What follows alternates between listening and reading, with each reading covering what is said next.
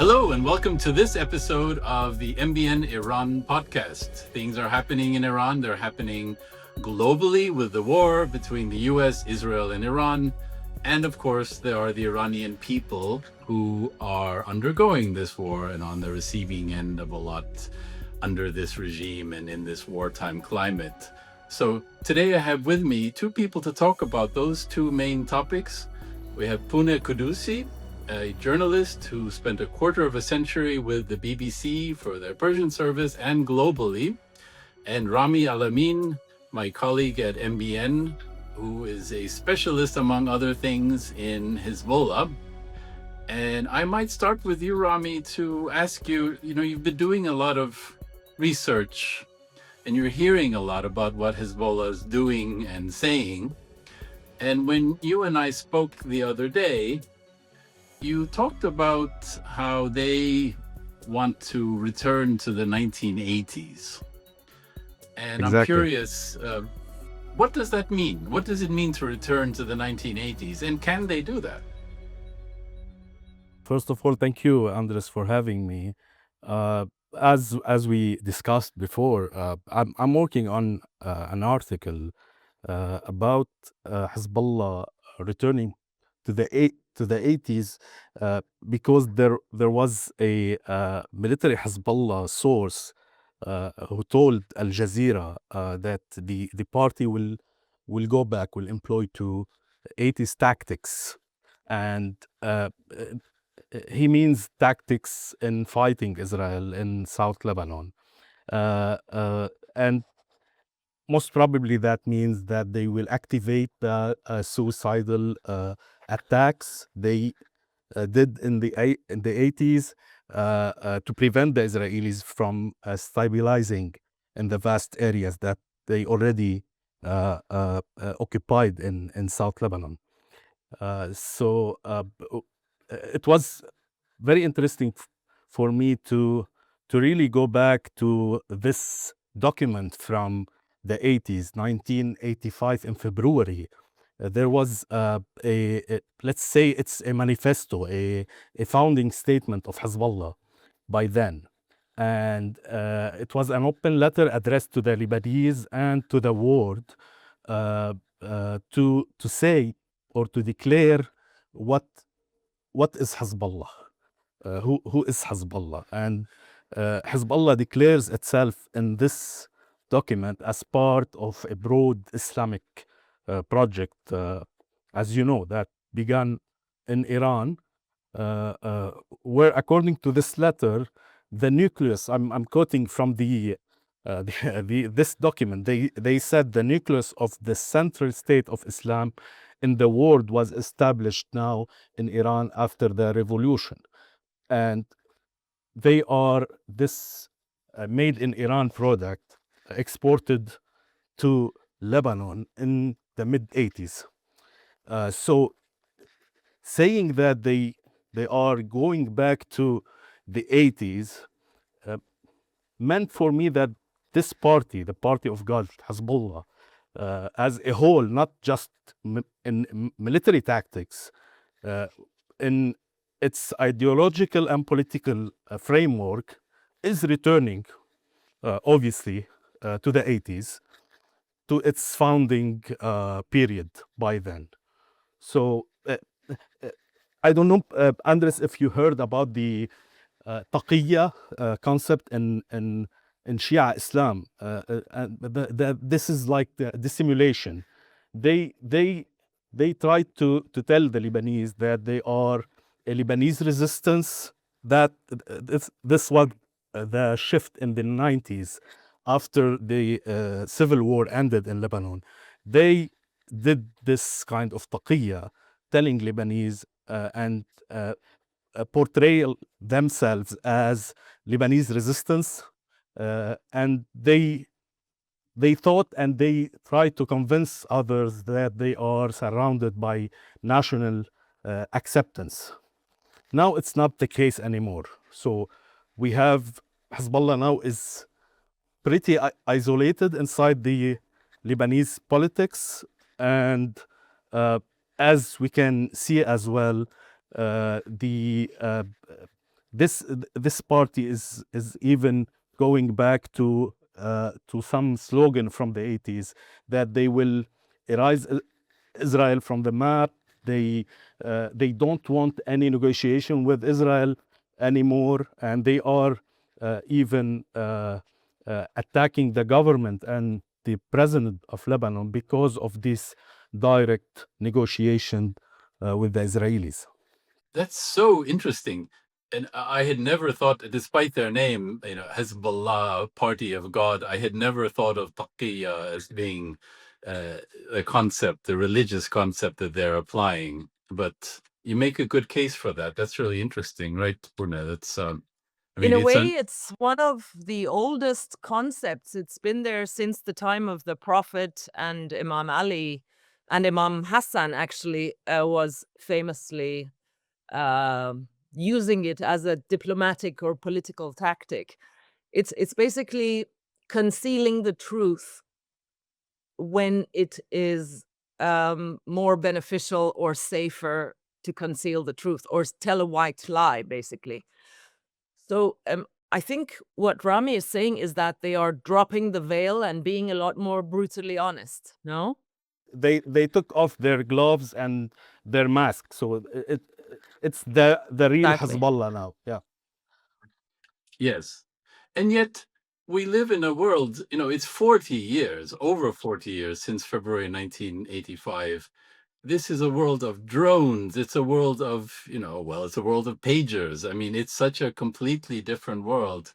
Can it really be the way that it was in the 80s? Well, it's really challenging.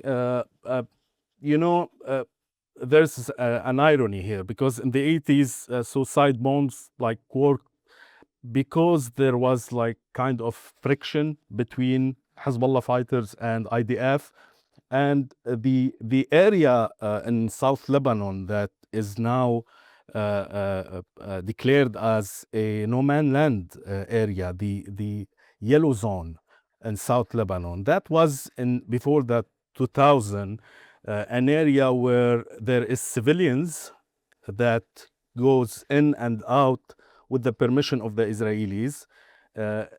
And this area was like there was some direct contact between the Israelis, the IDF, and Hezbollah fighters. So could happen in the 80s. It's obvious, but in 2026 it looks very different, as you mentioned. Now Hezbollah is using other tactics. They are using this kind of fiber optic drones that it has a wire, and it's kind of they target individuals with it and some other IDF points in this area.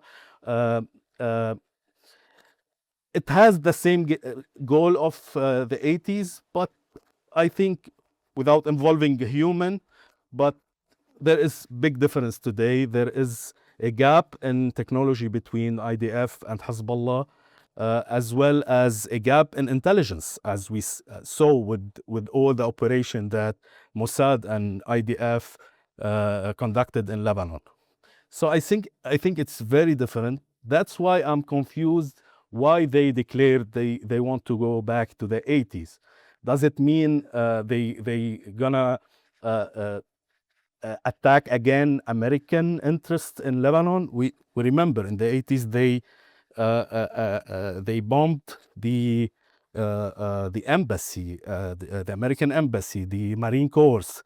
So it was a bloody attacks. There was bloody attacks on Americans on Lebanese soil.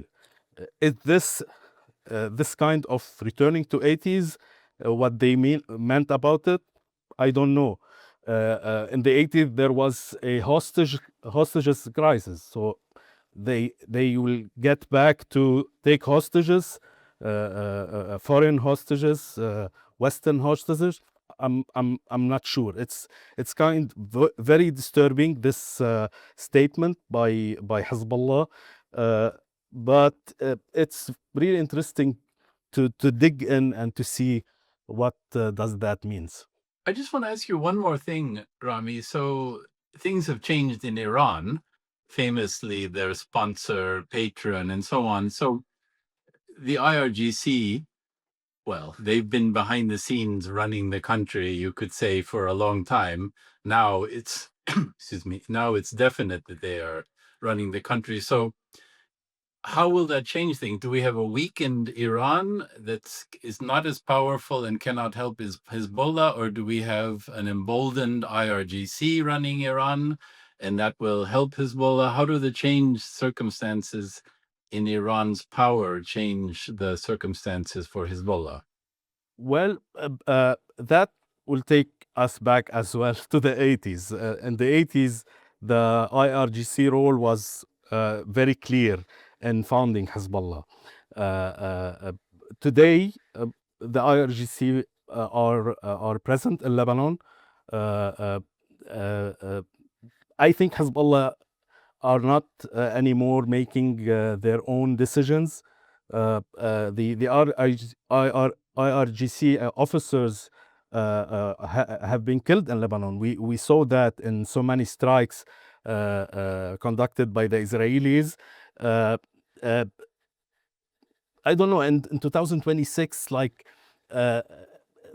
IRGC is now operating Hezbollah, kind of. It's not a Lebanese entity. It worked by the IRGC remote directly on the ground, and we see reports about the IRGC personas in Lebanon, in Beirut and in South Lebanon.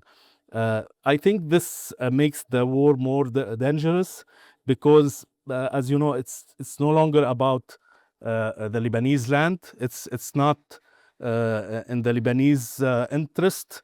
It's more about Iran now. It's more related to the faith of the Iranian regime. Unfortunately, Hezbollah is like dragging Lebanon to a new war that has nothing to do about it. I understand. You know, on Instagram, there's a kind of a trend, even as we speak, about why can't we go back to the 1980s? They were simpler times. There was no internet. People didn't look at their cell phones all day. The music was better. I'm not so sure. The people dressed better. I'm really not sure. But it's funny that it's sad. I don't know that we're back looking at the 1980s again. So we'll see. Pooneh, you're from Iran originally. You've traveled the globe. You and I have met each other in Kenya and South Africa, and we've run into each other in all sorts of places. And at the end of the day, Iran keeps coming back. We work together at BBC Persian. Iran has never left the agenda for the globe. Iran is in the news. It's in the headlines. Iran to people means Islamic Republic. It means now Strait of Hormuz. It means a few things. And as you and I have spoken, it often doesn't mean in people's minds Iranians and people living in Iran, people who have fled Iran, the diaspora, and so on. And it doesn't make the headlines, but it's over 90 million people. And it's the flashpoint of the planet. It has been many times, and it certainly is now.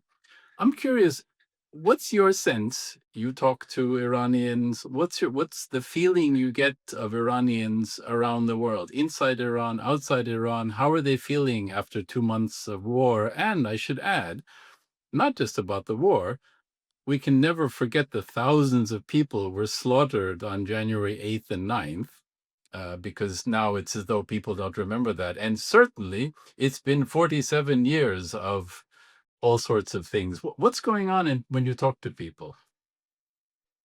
It was very interesting listening to Rami talk about Lebanon and people's sentiment there, because it really resonates with me, and I'm sure with many Iranians, because as he said, this is something that Lebanon is being dragged into basically by Iran, and they are not interested in being dragged into this conflict. I'm sure many Iranians feel the same way. they don't want to be dragged in the conflict that their regime is so keen to be involved in as well. And I know because I have a lot of Lebanese friends as well, and I feel even a lot of Lebanese begrudge Iranians for causing so much trouble and strife for their country. And I completely sympathize with that. But a lot of Iranians on the ground inside the country and a lot of Iranians outside the country feel exactly the same. They say basically the rulers of Iran are dragging Iranians and people of many other countries along with them to a destiny and to a situation that we didn't ask for and we definitely didn't want. Whether you were a supporter of the revolution 8 years ago, whether you were a monarchist, whether you were a dissident of any other disposition, whether you're completely apolitical, you just want to live a comfortable life, whether you're a businessman or a tradesman, it feels like the decisions that the rulers of Iran are making, in a way, I would say very selfishly, for their own power or their own survival or their own ideology, or God knows for what, for spreading Islam across the world. I don't know. But it is dragging millions and millions of people into a situation of despair, isolation, confusion that they never signed up for, they never wanted. What do you think gives people hope? Because there have been so many attempts at protesting, at either changing the government or changing the regime, or just expressing people's opinions about everything from how women are treated to the economy to all the rules and regulations, unemployment, all these foreign expeditions and money that's being spent on proxies and so on. Now, in May 2026, what do Iranians hope for? I've been a journalist covering Iran since 1990, and that betrays my age and yours, Andres. Well, we were But children.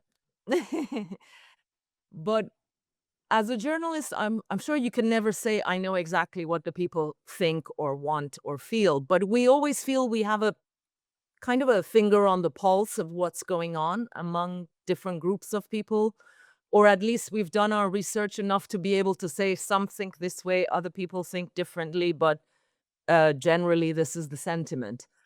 But I have to say, in the last 30, 40 years, it is the first time that I'm seeing the Iranian population, whether in the country or outside the country, so despondent, so fractious, so untrusting, so disunited. So I cannot, all the negative adjectives that really come to my mind, desperation, because one, we no longer can agree on the simplest and the most basic things of what is the way ahead from now on. What can we do?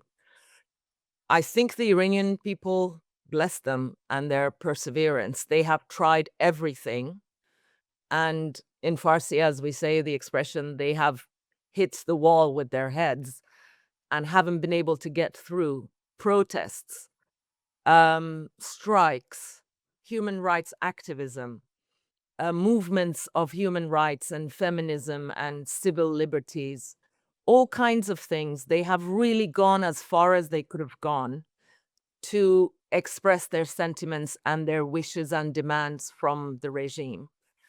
And they've only been met with bullets, beatings, hangings, executions, arrests, exiles.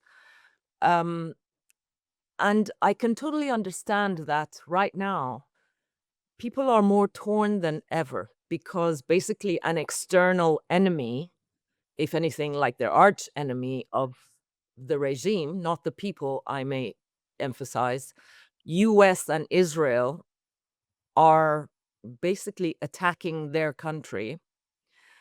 And it is most shocking and really weird, I would say even schizophrenic in some way, to see initially, especially the large numbers of people who were super happy and excited and inviting and even thankful for this attack.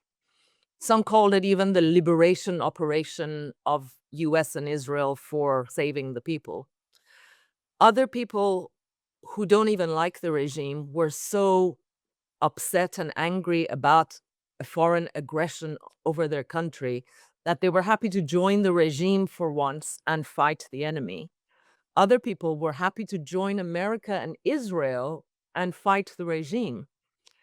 Now, the war took longer than expected by all sides, by Trump and by the regime in Iran and by the people.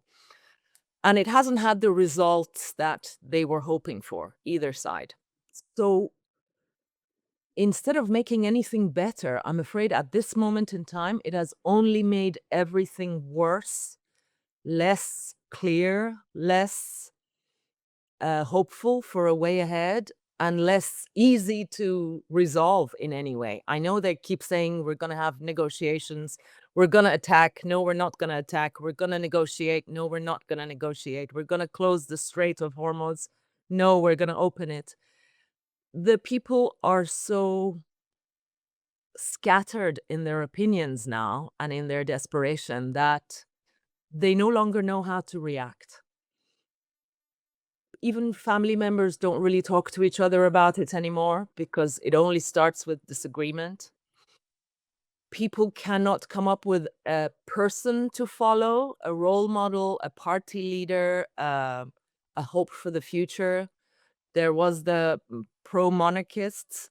I think they have fewer supporters than they used to. They could have been an amazing, viable option for a while, and I think they managed to ruin their opportunities by not working very cleverly and honestly with the people. Other groups of political dissidents and activists have not been able to attract people's trust and people's followership enough to, even be of a considerable size. So I think people on the ground are just so sad because they don't see any options right now, except just sitting and living day by day, hoping something miraculous will happen. It's interesting you should say that, because the thing that strikes me is that uh, from everything that I've heard over the years, there's a general opposition to the regime, and that there was a sense of unity about that. And it's interesting that maybe there is some support, perhaps not for the regime, but for the defense of Iran and being attacked and so on. What strikes me about all of that is that there's a unity in what people don't want. And I'm really struck over time that I don't get a sense of what people do want. Here's a difficult topic. I'll give you one. Uh, Iran is, perhaps, many people know this, it's over half ethnically Persian, but over half. We're not talking overwhelming majority. It's not like some countries, if you go to Czech Republic, it is truly the Czech Republic. I mean, it's very Czech. Some countries have one national group. I'm Estonian. Estonia is very Estonian.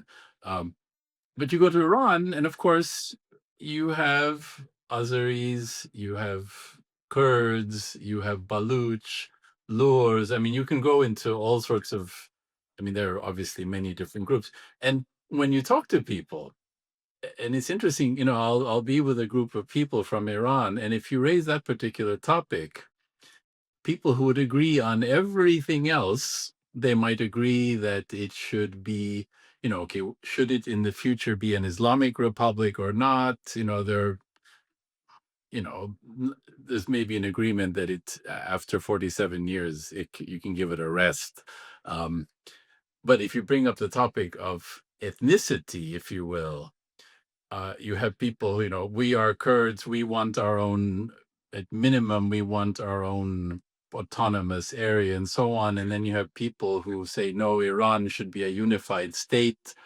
It should not have any autonomous regions and so on. And, Some And of there are these, and there are people who actually spread fear among Iranians that if the regime falls, there will be sectarian strife like there was in Iraq or in Syria or in Afghanistan.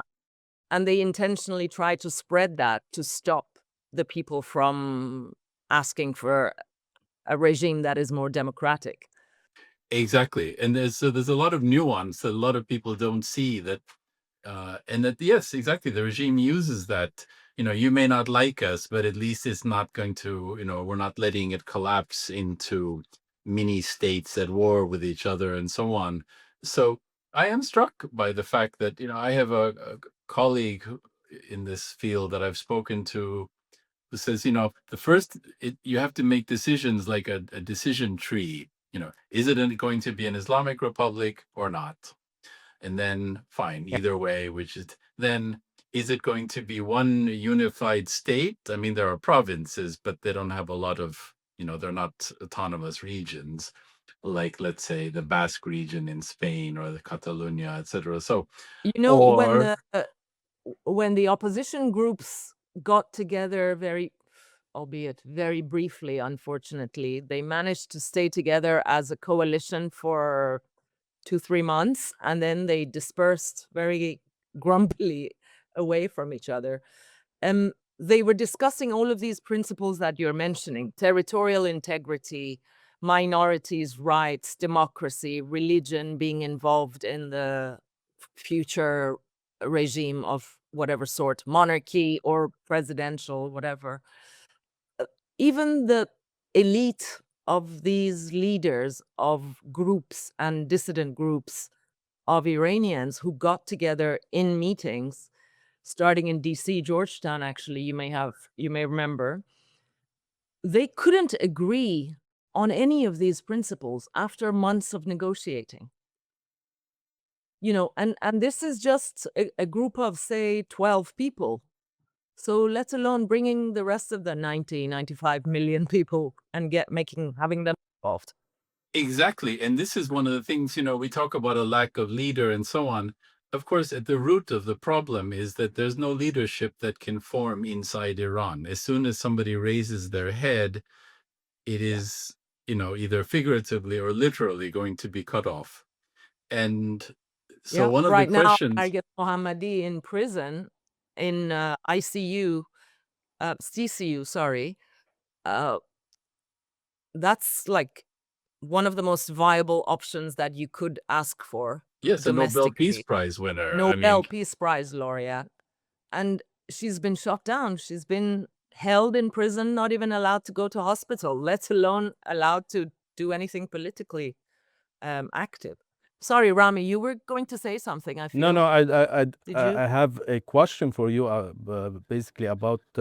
I'm curious to know if this domestic unity or division that you're talking about, in comparison with what happened in the Iranian-Iraqi war. By then, we know that this unity, was so beneficial for the regime. Uh, do we have something similar to the Iraqi war today? Not at all in those proportions. Not at all. Mhm. In fact, from what I have seen and heard, the number of people who are pleased or more hopeful because of the attack of US and Israel on Iran is higher than the number of people who are horrified. It's not a matter of being pro-war or anti-war, to be honest with you. It's very simplistic to categorize it like that. It is a matter of everybody's generally anti-war if you have half a brain and half a heart. Sorry. But when you feel that the situation is so desperate that only a war can make it any better, or we're prepared to die for our children to be able to have at least a bit of a life, and I'm sure you, as a Lebanese or people in Palestine, completely feel that sentiment and understand that sentiment, probably better than most people in other countries of the world. But it was that feeling of we are so desperate that unless something from outside comes and shakes things up, things are only going to get worse, and we're not going to be able to survive in the status quo.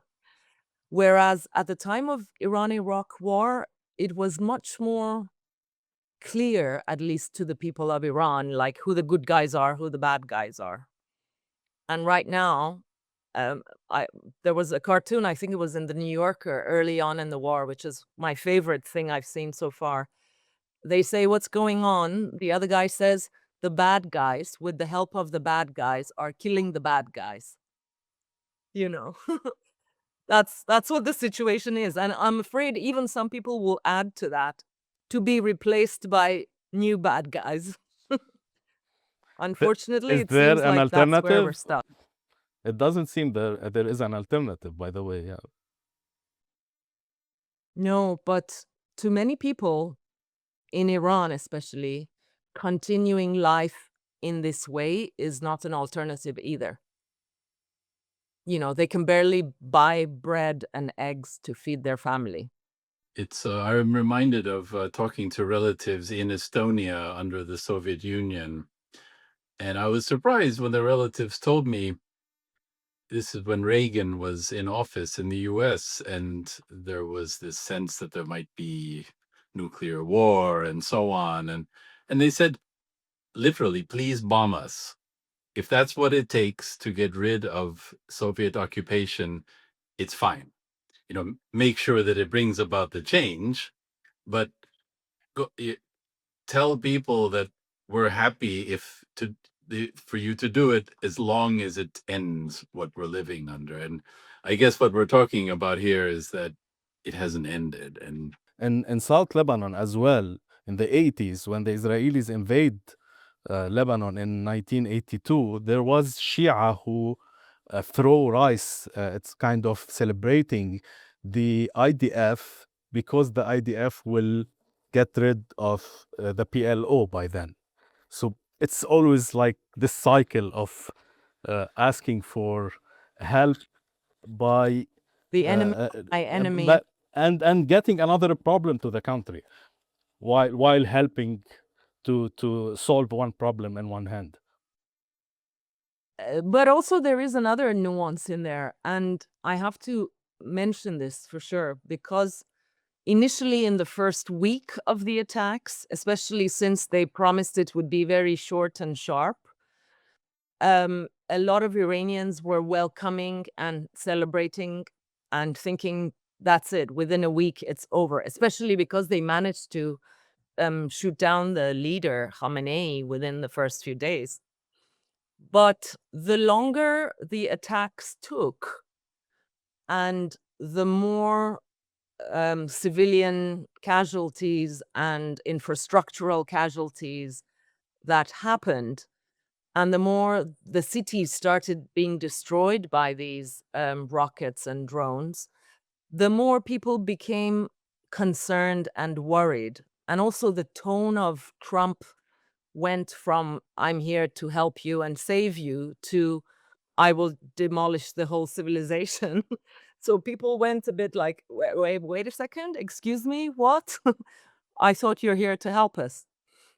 And a lot of people, again, turned away from being super supportive at that point as well. Having said that, there are still people who are horrified about this attack on the country and on their people, and I completely sympathize with them. There are people who think still this is better than living under a horrible regime for any longer because we can't survive. So whatever, bring it on, even if it takes half the infrastructure of the country with it. I understand and sympathize with that as well. And that is the problem, because the two are so extreme and so different with each other that it's very hard to find two people who agree now on this. I have a question for you. We see in the Iranian rallies that happened in Tehran a lot of Hezbollah flags among. We saw other flags, like for Houthis, for Iraqi militias. But it's kind of obvious that Hezbollah is the yellow color is more spread in these rallies. Why is that? Why Hezbollah is so special for this Iranian regime? It's not just Hezbollah, but yes, for sure, Hezbollah flags are there. That's because they have brought in a lot of militia from the neighboring countries, militia that the Iranian regime itself has supported and sometimes even created, in the case of Hezbollah, for their own proxy wars. They have done this several times in the past years. One, in the times that there were protests against the regime and they wanted to be able to quell the regime, the protesters, they brought basically henchmen on motorcycles to beat up and arrest and shoot the protesters. A lot of them were Arabic speaking. They